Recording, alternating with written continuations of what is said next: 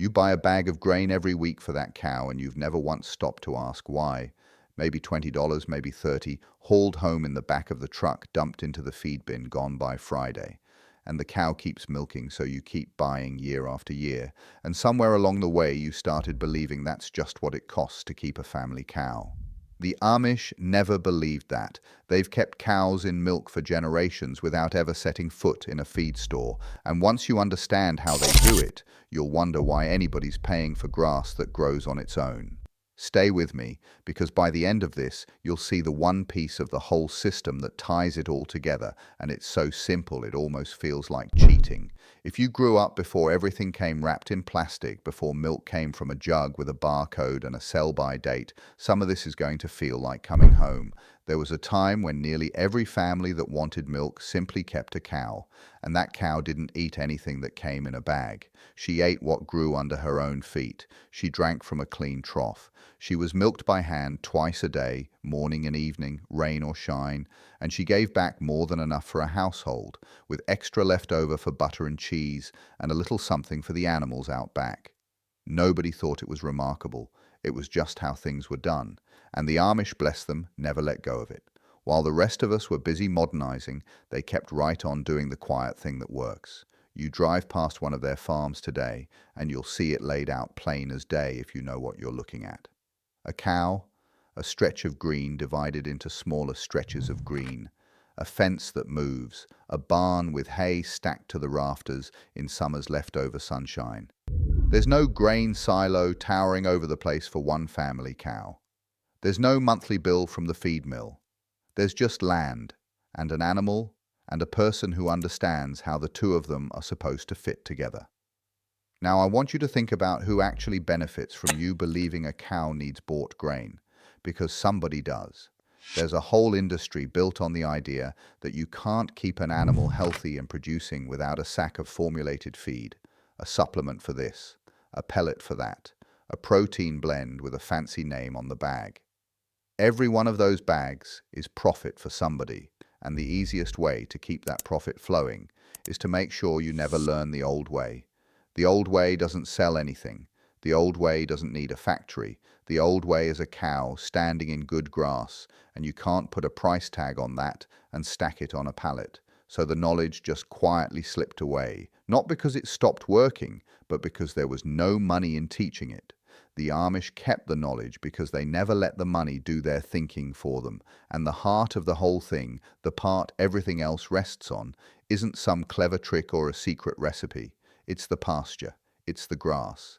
They figured out a long time ago that if you take care of the grass takes care of the cow, and the cow takes care of you. That's the entire foundation. Everything I'm about to walk you through is really just different ways of making the grass do more work, so you have to do less and pay even less than that. But here's where most folks go wrong, and I see it all the time. They've got a cow and they've got a pasture, so they figure the job's done. They turn the animal out into one big field and let her wander wherever she likes, all season long. And it seems sensible enough. She's got grass, she eats grass, what's the problem? The problem is that a cow is a picky, lazy eater when you give her the run of a whole field. She'll find the sweetest spots, the tender new growth, and she'll graze those down to the dirt and keep coming back to them because the regrowth is so tender and sweet. Meanwhile, the coarser, ranker grass in the corners she won't touch, and it shoots up tall and tough and goes to seed and turns into something close to straw. So you end up with a field that's half bare dirt and half useless stalks, and the bare patches don't recover because she keeps nipping every green shoot the second it appears. You've overgrazed the good and wasted the rest, and by midsummer, that big beautiful field is feeding her about as well as a parking lot. That's the moment most people reach for the feed bag. The pasture quit on them, they think, so now they've got no choice but to buy. But the pasture didn't quit, it got mismanaged. And the Amish solved this puzzle so long ago that to them it isn't even a clever idea anymore, it's just common sense. They don't give the cow the whole field, they give her a small piece of it at a time. They fence off the pasture into sections, little paddocks, and they put the cow in one of them and let her graze that section down. Then, before she's chewed it into the dirt, before she's done any real damage, they move her. They open a gate, or they shift a length of light fencing, and the cow walks on into a fresh green section that's been resting and growing while she was busy next door. And the section she just left? They close it off and leave it completely alone. They walk away from it and they don't look back. And that's the part that feels almost wrong the first time you do it. There's good grass in there still, low and chewed but green, and every instinct in you says, don't waste it, let her finish it off. But the old farmers know better. They know that what looks like waste is actually an investment. That grass needs a few inches of leaf left on it to catch the sunlight and feed itself back up. Cut it too close, graze it into the ground, and the plant has to spend its root reserves just to grow a single new leaf, and it comes back slow and weak and starved. Leave it with a little height, let it rest, and it explodes. It throws up fresh blades fast because it's still got the engine running.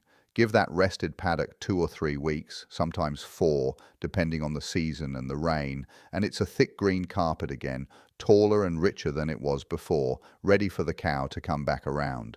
So what they've built, without any fancy equipment, without any feed truck rolling up the lane, is a slow circle.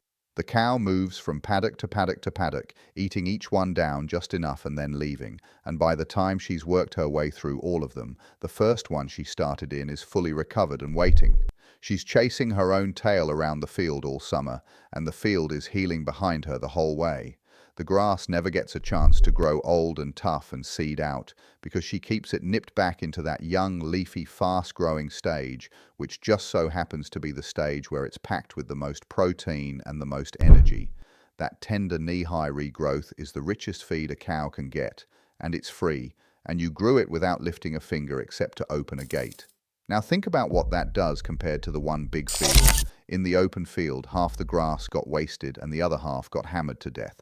With the moving system, almost none of it gets wasted and none of it gets killed.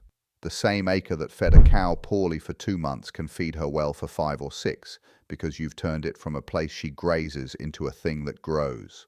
One old fellow who'd been doing this his whole life put it to me plain. He said most people think grazing is about feeding the cow. He said no. Grazing is about feeding the grass. You manage the grass and the cow feeds herself off what you grew. That stuck with me because it flips the whole thing around. You're not a person who buys feed. You're a person who grows it right there under your boots with sunlight and rain and a little bit of timing. And here's the beautiful part, the piece that makes the circle close all the way. While the cow's in a paddock eating, she's also leaving something behind. Manure. Every cow patty that drops onto that grass is fertilizer, free fertilizer, spread out by the animal herself exactly where it's needed. The nutrients she pulls out of the grass on one side, she's putting right back into the soil on the other. So the land isn't just feeding her, she's feeding the land. The paddock she rested isn't just resting, it's been fertilized, and it comes back greener and thicker, partly because of what she left there last time around. You're not hauling in bags of fertilizer any more than you're hauling in bags of feed. The cow and the grass are running a little partnership, and all you're doing is moving the fence and keeping the circle turning.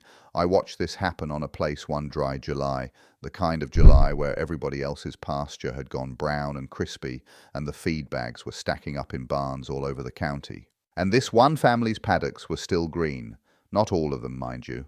The ones the cow was on were chewed and brown like everybody's. But the rested ones, the ones waiting their turn, they were thick and dark and standing tall, holding their moisture down in those deep roots that only grow when you don't graze a plant to death. The neighbors were buying hay in the middle of summer, and this family was still turning their cow out onto fresh grass every few days like nothing was wrong. Same weather, same dirt. The only difference was a few rolls of light fence and the discipline to move the animal before she did damage. Now I know what you're thinking. The fencing, that sounds like a project. That sounds expensive. And it can be if you go and buy permanent posts and woven wire and fence the whole thing into a dozen solid pens. But that's not how most of them do it. They use the lightest, cheapest movable fencing they can get away with. A single strand on little step-in posts you can push into the ground with your boot. Some of them barely fence at all and just move the cow on a tether, a long line staked into the ground that they pull up and shift to a new spot every day, walking out a fresh circle of grass each morning. Either way, the gear is simple and it lasts for years. And once it's set up, the daily work is about as hard as taking a short walk and opening a gate. 5 minutes, maybe 10. That's the whole labor cost of growing a season's worth of feed. But grass only grows when the weather lets it. And that's the wall every family cow runs into, the one that sends most people straight back to the feed store the minute the cold comes. Because the grass that's feeding her so beautifully in June is going to stop dead in the winter. It'll go brown and dormant, and there'll be snow on top of it, and a cow can't graze frozen ground. So what do you do for the 4, 5, sometimes 6 months of the year when nothing's growing? That's the question that breaks the whole free feed dream for most folks, and it's exactly the question the Amish answered generations ago, sitting out in those summer fields, looking at all that grass they couldn't possibly use up while it was standing. And the answer was sitting right there in front of them the whole time, in the surplus. Because here's something a rotational grazer figures out fast. In the spring and early summer, the grass grows faster than one cow can ever eat it. The paddocks come back so quick that the circle gets ahead of her. She simply cannot keep up. And instead of letting all that extra growth go to waste, the Amish learn to harvest it. They take the surplus from the good months and they save it for the lean ones. That's all hay really is. It's summer grass, dried and stored, so the cow can keep eating July's bounty in the dead of January. Now, haymaking is a craft, and they take it seriously, because the difference between good hay and ruined hay is all in the timing and the drying. You want to cut that grass at its peak, when it's lush and leafy and packed with feed, right before it shoots up its seed heads and goes stemmy and coarse. Cut it too late and you've baled up something closer to straw, all stalk and no nourishment. So they mow it at just the right moment, and then they let it lie out in the field in the sun for a few days, turning it so it dries clean through, because grass that gets baled up damp will heat and mold and rot, and moldy hay can make an animal sick. Once it's dry as can be, crackling and sweet-smelling, they rake it up and bundle it and haul it into the barn where the rain can't touch it. And the rule of thumb is simple. You put up enough to carry that cow through every single day she can't graze. You measure your winter and you fill your loft to match it. Get that right, and the feed store never sees you all winter long. Some of the canniest families go a step further. They don't just rely on plain grass. They seed in extra forage crops, things like red clover and alfalfa, lush, leafy legumes that a cow grows fat and milky on. And these plants do something close to magic underground. Legumes pull nitrogen right out of the air and fix it into the soil through their roots, and nitrogen is the very thing you'd otherwise be buying in a bag of fertilizer. So that clover isn't just feeding the cow, it's feeding the field, making the grass around it grow greener and thicker the next year, free of charge. The old-timers figured this out long before anybody put a chemical name to it. They just knew that where the clover grew, the pasture got better. And before I go on, I'll mention this once. Everything I'm walking you through, the grazing rotations, the haymaking, the seeding, all the old patterns laid out plain, there's a full methods book in the description if you want to take it further. Go grab it if this is the life you're building toward. Now, none of this works with just any cow. You can't take a high-strung modern dairy animal that's bred to gulp down grain by the bucketful and expect her to thrive on grass alone. She'll waste away. So the Amish choose differently. They pick a hardy, dual-purpose breed, the kind that was around long before grain was the fashion, an animal built to put on flesh and fill a pail on nothing but forage. A cow that's content and healthy chewing her cud out in the field. And to keep that milk flowing, they breed her once a year so she freshens, meaning she calves and comes back into milk on a steady cycle. That calf isn't a problem either. They'll often let it nurse part of the day and take the surplus milk for the family. So the cow raises her own baby and feeds the household at the same time. The rest of her needs are small. Clean water, always, all she wants. And a free choice mineral, just a box of loose minerals she can lick at whenever her body tells her to, because grass alone can run a little short on certain things, and she knows what she needs better than you do. Then you milk her on a steady schedule, the same hours every day, because a cow's body responds to rhythm, and an animal milked faithfully keeps her production up, while one milked whenever you remember will dry off early. And here's where the whole circle closes and you see the genius of it. That milk comes in faster than a family can drink it, so nothing's wasted. The cream rises and becomes butter. The surplus becomes cheese that keeps for months. And even what's left after that, the skim milk and the whey, gets carried out to the pigs and the chickens, who turn it into pork and eggs, not a drop thrown away. And the cow's manure, dropped right where she grazes or hauled out from the barn, goes back onto the pasture and the garden, feeding the very grass that feeds her and the vegetables that feed the family. So look at what you've actually got. The land grows the grass feeds the cow makes the milk and the manure feeds the land. And around it turns, a closed loop that needs almost nothing from outside it. With nothing but rotational grazing, a loft of homegrown hay, and a hardy cow that loves grass, a family can keep fresh milk and butter and cheese on the table nearly free, fed almost entirely off their own ground. The feed store became a habit, not a necessity.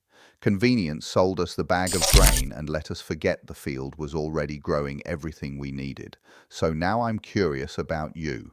If you had a corner of land and the chance to keep one cow this old way, milking her every morning and putting up your own hay, would you do it? Or has modern life pulled you too far from that to ever go back? Tell me down in the comments. I read everyone.